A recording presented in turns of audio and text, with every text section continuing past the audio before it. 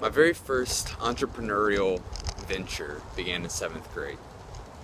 7th grade was when we started buying lunch tickets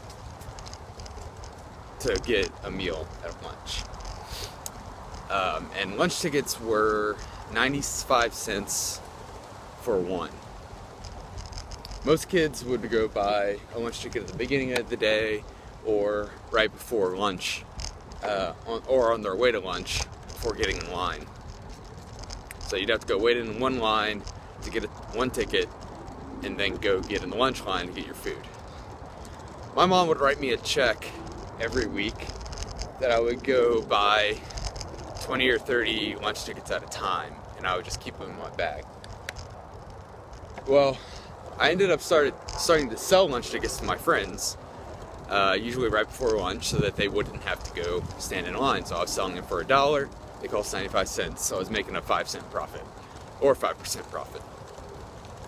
It doesn't sound like a lot, and especially whenever you're working in the 5-cent range, it's really not that much. But if you think about it and you compare it to other industries, it's on par with what some of the biggest industries around make. So, for instance, airlines, their typical net profit is 2 to 5%, and that's like in the $1 billion range, you know. So they're spending tens of billions of dollars to only make a 2% profit. That sounds, I mean, that's a lot of money still, but that sounds kind of crazy to me. Like, same thing with cruise lines. So cruise lines, their profit range is typically around 5 to 10%. I mean, that just, you know, they're still making billions, but think of all of the expenses that go into that, from building or purchasing ships and planes and employing thousands of employees and fees and all kinds of stuff just to make a 2% profit on airlines or 5% on cruise lines. Both of which are industries that are very much risky and in flux. So how many times have airlines failed and had to have some sort of government backing to come back, or took a huge hit because of different things like 9/11.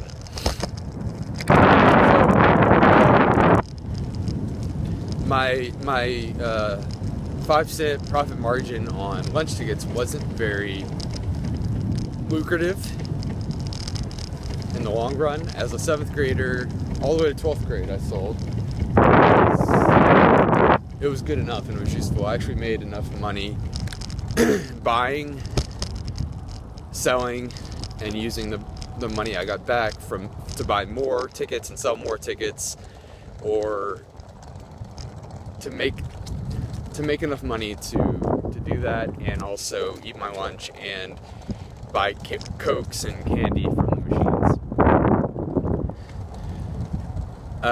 What does this story have to do with the professional world, besides talking about profit margins? Well, I think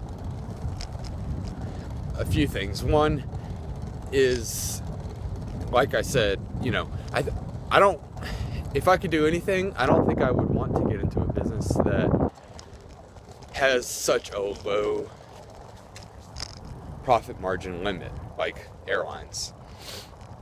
It just seems like way too much work and hassle for such a slim profit. The other, I was thinking about, why is something like selling lunch tickets not a good market to be in? So you gotta think about what kind of market you're in. That's because I'm at one single school selling lunch tickets, right? Anybody can buy a lunch ticket, so they don't necessarily need me. On the other hand, they do need lunch tickets, so they do need to buy some, but they don't have to go through me. So going through me, they may save a little bit of time, and that's worth their extra 5 cents. But I have a hard limit on my market size. I can only sell to people in my school. And then I can only sell lunch tickets. And then I can only sell to people who I have contact with. And then I can only sell to people who know that I sell lunch tickets. So the total size of my market is very. So as an overall business, it's not that great because my target market is very small, and not only that, but I also don't have control over my product or my profit margins. Because the product, I'm just reselling. I'm reselling the product that somebody else provides. So a lunch ticket for $1. And they sell at 95 cents, so they control that base product price. I can't start selling my lunch ticket for $1.25. I could, but that probably wouldn't work out.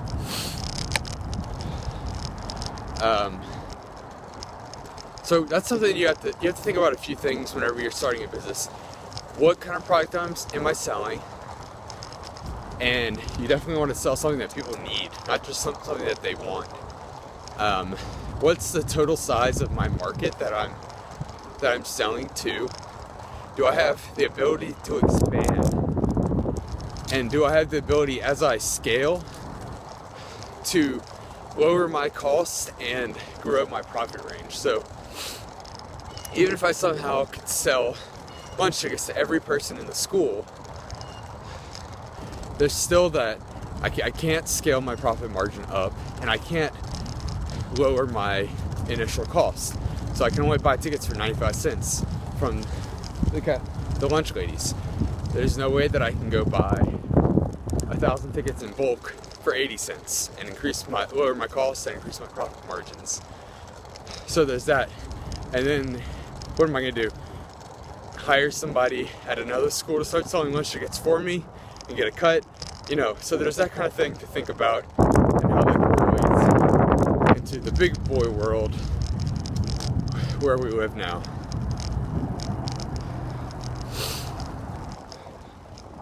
Hope that gives you something to think about and consider when you're choosing what type of business you want to start and what kind of product you're going to sell. Over and out.